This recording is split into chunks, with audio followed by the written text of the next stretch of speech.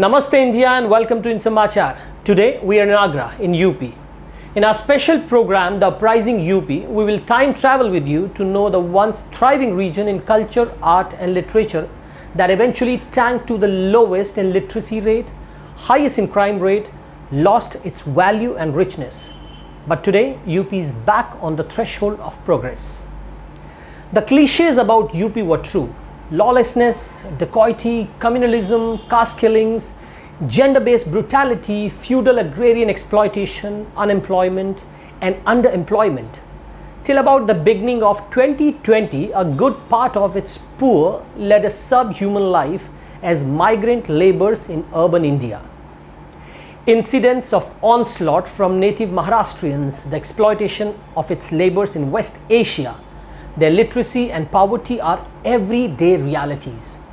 There isn't a social immorality that was not roosting or thriving in this state. Callous and cruel organized religion regulated life in UP for a long time. A common citizen viewed the state as a foe. For decades, godmen and gundas pretend to provide a path out of misery. Communalism was rife, for they constitute concrete capital. A recent work of literature, Everyday Communalism, writes in contemporary Uttar Pradesh by the scholars Sudha Pai and Sajjan Kumar, explains how localized, regular, small communal conflagrations are manufactured. For that very reason, it was a state on the boil all the time. In UP, each citizen grows up in an environment that legitimizes criminality. UP topped the list of crime rate in India with 10% of India's total crime taking place here. It outdid every state on crime against women. UP also led in arms possession and guns license. There's a rich work in the social sciences that examines the spurt in ethnic conflict in traditional societies. When any change such as modernity or democracy is attempted, it usually activates nativist identity politics. Similarly, Hindu-Muslim and caste conflicts are UP's reflex responses to the vagaries and pressures of so-called modernization. One of the strongest arguments for the breaking up of UP is its internal neglect for ages.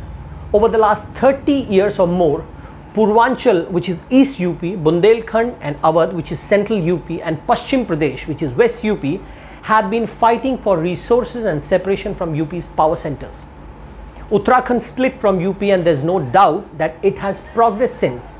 A continued breaking for betterment will prove to be a challenge for India's federalism. We are in 2020 and UP's long damaged psyche yearns to be healed. It is a big state with the richest and the most humble history, and today UP is put to the right path, but let's just time travel this state and its richness and know it better.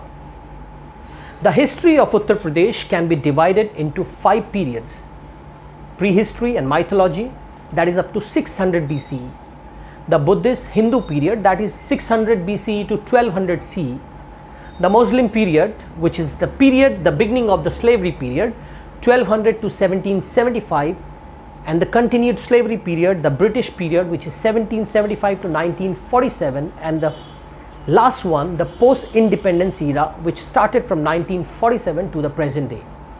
UP today is on the threshold of a new era of growth and pride, and it is imperative to understand the history of this large state. Each citizen of UP must take pride in the state they belong to and what they are contributing today to make the state rich again. Keep watching this space to time travel UP with us.